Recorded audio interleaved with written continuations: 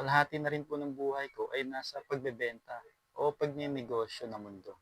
May mga ilang negosyo na rin po tayong nagawa. May mga talo, padalo, daming ups, downs. Ito din po talaga yung bumuhay sa akin sa loob ng mga 2 dekada.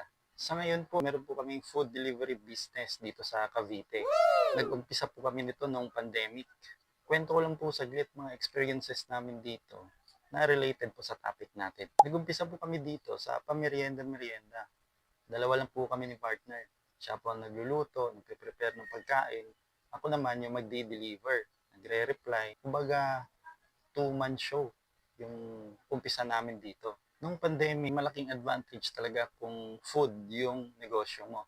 Maganda din naman yung tanggap sa amin ng community, kaya naisipan namin at pinagplanuhan namin na seryosohin ito.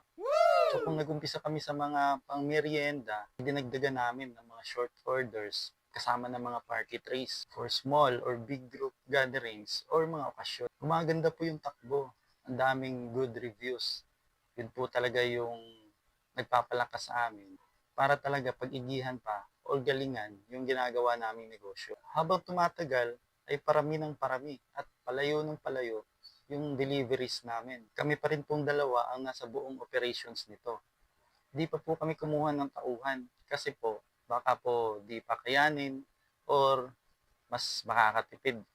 Imbis na ipasahod, kita na rin namin yun. Pero dumating po yung mga araw na talagang tambak sunod-sunod yung orders. Kami lang dalawa. Na imbis na ikakasaya, ay parang nababad trip na kami. Imbis na masaya kami kasi ang daming orders, ay parang nakasimangot kami sa buong araw namin. Padabog na yung mga galaw.